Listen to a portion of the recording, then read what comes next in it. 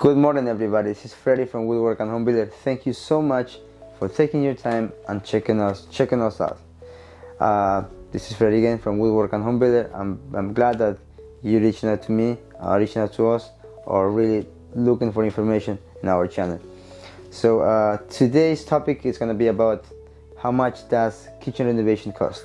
So it's a lot of questions of homeowners or people are looking for this information. So we took this information from the most questions asked by customers to Google. So and also I've been asked this type of questions very often, and it's valid and it's okay. And if you don't know the cost, so it's good to ask those questions. All right, so let's just dive in deep into this. How much does kitchen renovation cost? All right, so first thing I will suggest you to really think about it. What you really need in your kitchen, what you're hoping to win in your kitchen. It's your kitchen too small, you want to make it bigger, you have bigger family, you throw parties in the kitchen, you just want to make it smaller, or you just want to upgrade it completely, you want to do it's just a lot of questions. So let's just divide it in two sections so you can have better understanding what you could spend on your kitchen. Let's start. What do you thinking to your kitchen? You like the layout, you like the space, you only want to you're just looking to facelift. What's facelift? Facelift just maybe changing the countertop, changing the cabinet, respraying the doors, changing the appliances, just changing the backsplash because you don't like it.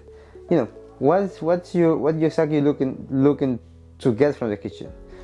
If the functional you don't like it, if the kitchen is layout is too small, it's not functional, it's not accurate, so it all depends. If you're thinking to gut out completely, that's more full renovation. So let's talk about the number one, the facelift, which is just changing the countertop, maybe upgrading the appliances, maybe refacing the cabinets with new color, with spray finish, whatever, just facelifting. So those type of renovation, we're just thinking more about between the starting point 10 and 15,000. Then you can go up easy enough. Depending if the scope work grows, it's gonna get more expensive. Now let's talk about full kitchen renovation. What's full kitchen renovation? Full kitchen renovation is pretty much gut out the entire kitchen, redesign the kitchen.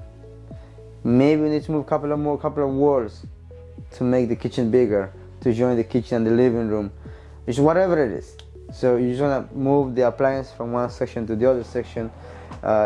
It's just so many factors will drive the price, but in those kitchens you're talking about easy, starting at 50k and going to 100k, very easy, no problem.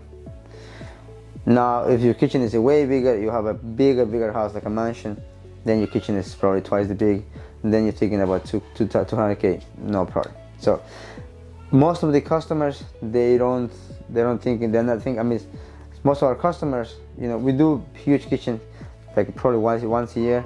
We don't really have them, we don't really do like them so often. So but an average customer kitchen renovation, it goes between 50k and 100k. All right, so what's the factors it could drive the price up and down? Let me just kind of go through there quickly so you can have a little bit understanding on that.